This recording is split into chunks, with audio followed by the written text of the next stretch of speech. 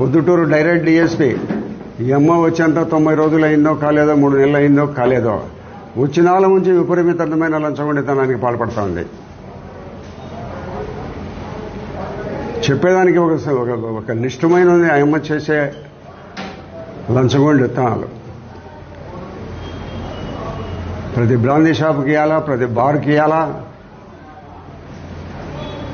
ఈ అమ్మ డైరెక్ట్ డిఎస్పీగా చదువుకొని కష్టపడి ఏదో గ్రూప్ 1 ఎగ్జామ్ రాసి గ్రూప్ 1లో పాస్ అయింది. పాస్ అయిన తర్వాత పోస్టింగ్ వచ్చింది. ఆ అమ్మ పోస్టింగ్ వచ్చిన తర్వాత కొత్త డిఎస్పీ ఎక్కడన్నా రాత్రింబౌళ్ళు ఎంపలాడి తిరగాల. ఏమి బయట తిరిగే పరిస్థితి లేదు.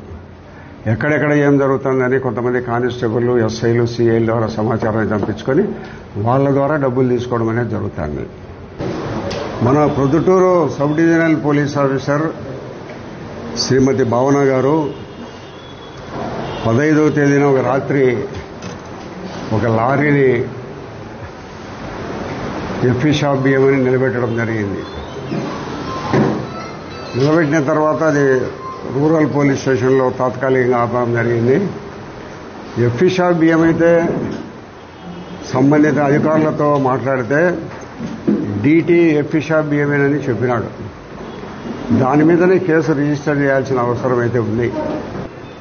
జమ్మలమడుగులో బిల్లులు తీసుకొని వచ్చి ఆ బిల్లులు కరెక్ట్ అయినటియేను బియ్యం అని వాళ్ళేదో బిల్లులు ఇచ్చినారని లారీని రిలీజ్ చేయడం జరిగింది. కొంతమంది దొంగలు చౌక దుకాణానికి సంబంధించిన బియ్యం కొనుక్కొని వాళ్ళు చెన్నైకి ఈ ప్రాంతాలకు తగిలిస్తున్నారు. ఇది ఒక ముఠా ఉంది. జమ్మలమడుగులో ఉంది, ప్రొద్దుటూరులో ఉంది, మైదుకూరులో ఉంది. ఈ యొక్క రేషన్ షాపు బియ్యాన్ని బయట ప్రాంతానికి తరలించే ఒక ముఠా ఉంది. ఆ ముఠాలో సంబంధించిన బియ్యమే ఈ డిఎస్పీ గారు ఈ విషయంలో సమాధానం చెప్పాలా ప్రజలకు. కాబట్టి ఈ పూర్తికి 100% చౌక దుకాణానికి సంబంధించిన బియ్యము డిఎస్పీ గారు తన సొంత నిర్ణయంతో స్వలాభాపేక్షతో వదిలివేయడం జరిగింది. దీనికి డిఎస్పీ గారు సమాధానం చెప్పాలి.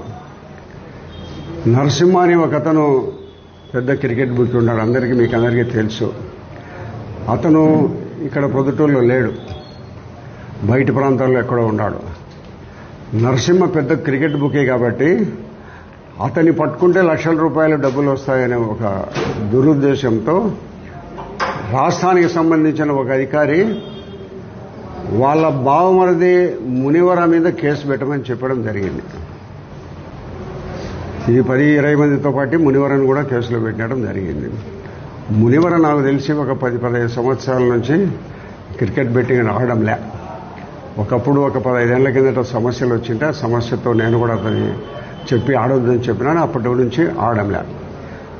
మునివర సెల్లు ద్వారా కానీ లేదా వాళ్ళ భార్య సెల్లు ద్వారా కానీ ఎక్కడైనా క్రికెట్ బెట్టింగ్ దాన్ని నడిపినట్టు ఉంటే మీరు తీసుకోండి. నేను చెప్తాను ఒక మాట. దాదాపు ₹1,00,00,000 సంబంధించిన బొల్లవరంలో దొంగతనం జరిగింది. డిఎస్పీ పోయి చూడాల్సిన అవసరం ఉందా లేదా?